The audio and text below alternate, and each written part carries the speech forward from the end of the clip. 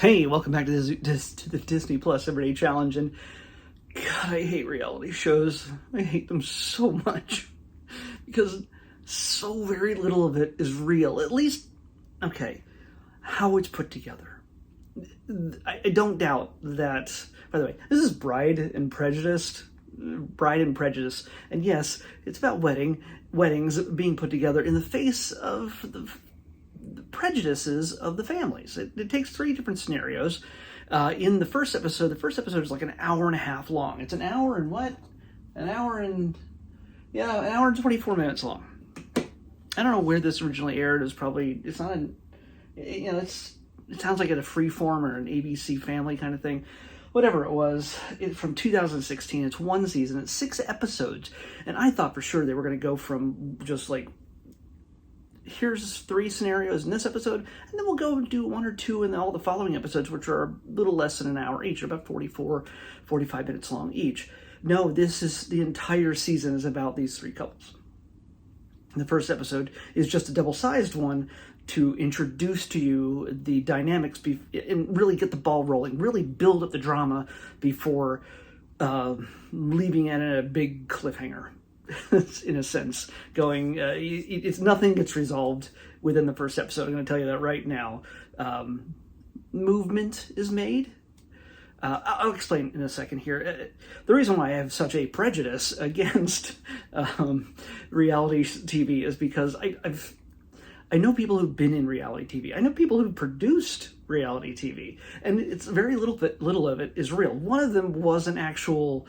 The person I know did produce it was nature and things like that, and climbing, just that kind of stuff. These kind of challenges.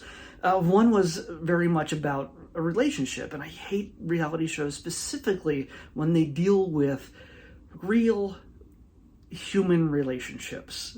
And then they're sort of dressed up and manipulated and edited in a way to make it all the more dramatic and to make people look the way they need to in order to serve the narrative they want to display. That said, yes, people have to deal with prejudice from their family and friends. That is not something that's made up. Of course, we know that. If you've been married, if you've been in an unconventional relationship, even if it's not even marriage, an unconventional relationship, whether it's different religions or different races or gay, lesbian, trans, LGBTQ. If you've been in a relationship and the people around you do not understand and do not wish you well because of that, I'm going to say it, screw them. But I can say that because I don't have to deal with any of those things. It's not as easy as... it's not easy, and in this, the main problem I have with this is that regardless of how truly devastating and heart-wrenching and heartbreaking that these real life situations can be, I know how TV is put together. I know how reality TV is put together, and if somebody's bad, they make them worse, or they try to clean them up a little bit. Or if they're really good, they gotta find something in there to make them worse, or convince them to, yes, they do convince certain people to play up their prejudices for the camera, for the sake of the story. And then in the end, yes, they tend, many times, they tend to be redeemed. And everything is okay in the end, and there's tears, and there's acceptance, and there's understanding. I don't know how this is going to end. There's 5 more episodes I am not going to watch, because again, I hate reality TV. I do not feel like being manipulated. If you want to feel uncomfortable, if your family on its own doesn't make you feel uncomfortable enough, well, hey, here you go. Here's a bonus level that you didn't know existed. You can watch and see what it's like to go through the struggle of a young couple who one's Christian, one is Jewish. And the parents, of course, are very traditional. By the way, in the Jewish and Christian family, the Christian girl looks more Jewish than the boy. It's really strange, but either way, they're super young. They already have a child together, so I'm not going anywhere for the most part. I mean, the fact that they're still together, and she's like 23, they already have a kid together, and the kid's maybe 4 months old. Maybe this appearance on the show got them enough money to just pay hospital bills, pay for diapers. That's great. Go for it. I'm not judging any of the people that took part in this. Honestly, it's very often there's a bit of a stipend that comes with this. I can't imagine why you would do it for free, because to me, just the appearance in this is humiliating. Anyway, the Christian and Jewish couple, you get to see them meeting each other's parents for the first time, and it's not. And even if it is, it's awkward because there's a guy over the camera and a producer behind him and some other person running a boom mic or whatever else. There's like at least 3 people in the room along with them trying to be real or be the best version of themselves they can be. When they talk to the camera, yes, it behooves them to be honest, but very often it's forced.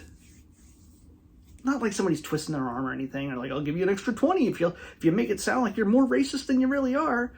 No, it's just, we got to do different takes. Let's do this. With my friend who did a reality show, he and his wife, there was I don't want to go into the details of it, but they really made the wife out to be a real B. And horrible for what the constraints she put on him based on his hobby. And there's all sorts of, they made it look like there was a surprise at the end, and he didn't know anything about it. He was all in on it. Everything about reality shows is carefully orchestrated. There are rarely surprises, and then when they are, well, great for the crew. But honestly, every layer of this is structured. Every episode is structured. Everything is edited in a way to make it all the more dramatic. And of course, when they go to commercial, they build up to something, and then they come back from commercial, they have to recap what just happened at the end before the commercial, and that just pads more nonsense into the whole thing, making it, this thing could have been over in half the time if it wasn't for all the padding and the reiterating of the same things and the teasing, and then I hate it. And then, of course, then there's the racist, the racism, the black and the white couple, the white guy and the black girl. And of course, to put an extra twist on this, so it doesn't seem too like what you'd expect it to be, the black girl happens to have a cousin who is super against interracial marriage. Like, it's just super. Like, no matter how hot the guy is, she's just, no, that's not going to work for me. I'm 7 years older than her, and I just know better. And what? And she comes off really awful. And maybe by the end of this whole series, she's just going to be cool with it, and it's going to be great. I don't know. But right now, as of the end of the first episode, well, she's here to make drama. And then, of course, Dad, the only person on the white guy's side of the family, the dad is retired. So, hey, Boomer, he is in his 70s or whatever. He's worked every day of his life. He's earned everything he's had. And, of course, he's an old white guy. Anyway, he has a way of really playing the part without even trying. I doubt this guy's even, I doubt they put a word into his mouth. It's not like he just doesn't seem like a bad guy. He's really accepting of her.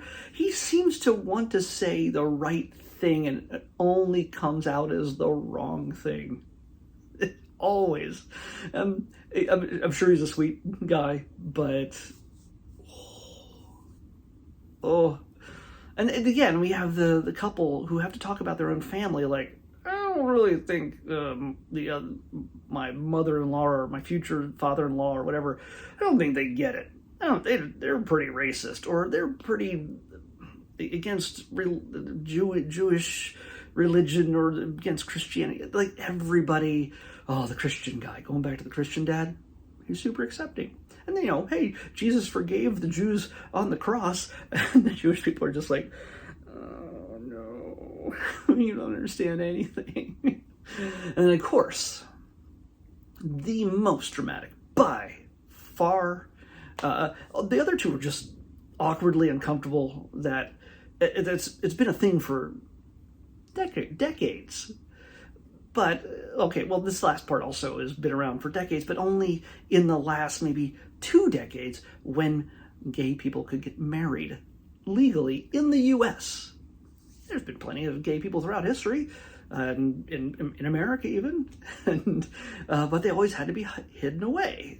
They couldn't really show their affection, especially around their family, who would not accept this. In fact, this young couple, they're both airline attendants, that's where they met. They're both Latin, so very traditional, very Catholic. At least one of the families is. The one guy has a mom who's very open-minded about this, and she is fierce, okay? The other guy has a very traditional family, and mom is just like, oh, I really wanted my son to marry a woman. And dad is a ultra macho, grew up in the gang areas of wherever he's from. I don't know where they are. It's not, there's like 3 places, Baltimore and somewhere in Texas and somewhere else. Maybe it's LA. No, I don't know.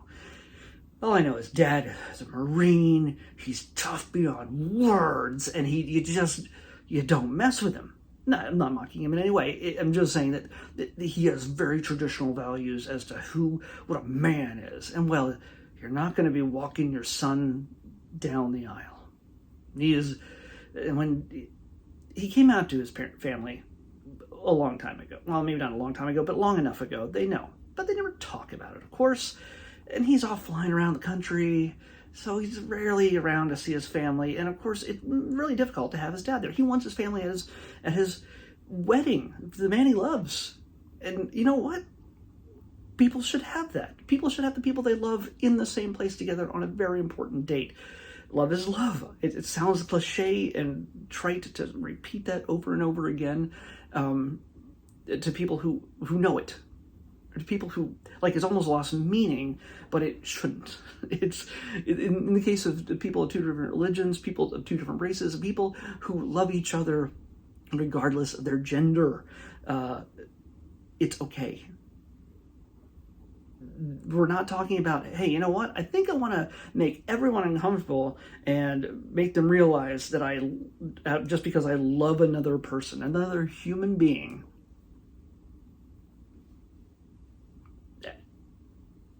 to me, I'm just swearing at the TV the whole time. I'm just swearing at the screen, just telling everybody they're bigots, and that, yeah, you know what? Maybe you were not raised this way. Maybe it's difficult for you to understand, but what you shouldn't have problems understanding is the love for your own child or family member. And you want the best for them, and while what you consider to be best for them is maybe not the same as what they consider best for them, let them make that choice and support them and love them, because that's all they want from you. They want you to sit there and accept them for who they are, regardless of their faith, their skin color, or their sexual orientation, and just be there, love them. That's it. That is the hardest thing you can have to do, and it's not that hard. Be there. Hug them, kiss them, tell them you love them. So, did it need 6 episodes? No, probably not. Yeah, to me, this is an exercise in torture, and it very nearly became the first thing I ever just stopped watching halfway through. At first, I thought it was just going to be I forgot about the whole racism and homophobia part of it, so I went through with that because of those things, because of the clear struggles, the message that was being put across. I went through it because of that. If it had just been like, hey, you know what, we're just different and people just don't like us, and we're gonna get married, but we met 3 weeks ago on a TV set, and if there was roses being handed out and crap like that, I had no interest in it. It honestly, it would have been like, oh, here, I've just sat in a hot tub with 6 different guys and got chlamydia. Do I want to marry one of them? Sure. It's been 2 weeks. No, it's not. No, I'm not gonna watch that. No, sorry, ladies, I'm not watching The Bachelor with you. It's just a thing. I am not too macho for it. I just have no desire to suffer through something like that. Something so fake, so obviously fake. I mean, I'll watch Star Wars and Marvel, but those are supposed to be fake. Okay, we all understand that is fake. There is no Incredible Hulk. There's no Spider-Man. There's no Luke Skywalker. As much as we wish there could be, the stories that they tell are fantasy. Unfortunately, when it comes to the lives of the people that have to deal with this stuff, and again, I do not doubt that these guys dealing with family who's not willing to accept their love for each other, the families of 2 different religions who are just not connecting, and the people of 2 different races with families who just do not get each other. That's a very real problem in a very real way. And the good part of all of this is that it does shine a light on it to make us look in a mirror, and maybe somebody will see this and go, is that me? Am I that awful person? I have a child who's gay, or I have a child who has an interracial relationship, or somebody who's of a different religion, and maybe they'll go, I can do better. In that sense, this does serve a purpose, and it's good. That's great, in fact. But for the most part, it sort of just commoditizes it and just sort of dramatizes it, and just it makes me, it's icky to me. It's just icky for the most part. But if I can get past the icky, I understand the true service that this can do, assuming that the people who should watch it do watch it, and somehow the message gets through. But let's hope that happens. But I'm not betting it's happening a whole lot. Yeah. If anything, this also reminds people who are in those difficult relationships who've lost their entire families because of who they love. It reminds them of the pain, and that's something that I wouldn't wish on anybody. So I'll come to your weddings. I don't care who you love. Congratulations. I was going to say that. I was going to say the Jewish thing. My memory sucks. Never mind. I just picked tomorrow's episode. 204. 204. Now, I'm doing every other language but the one I should be. Mazel tov. Oh, jeez. Okay, Mazel tov. I have found the next episode, and that is something. It's a short. We got the first short in like a long time, but it's like a longer short. I think it's not like a short, like 3-minute thing. It's a longer short. So we're going to be watching a Launchpad short, and it might be the last one that we haven't watched. But anyway, it's called Launchpad Presents Growing Fangs. So yeah, we'll have fun with that. Launchpad presents Growing Fangs on the next Disney Plus Everyday Challenge. I'll see you back here tomorrow with that.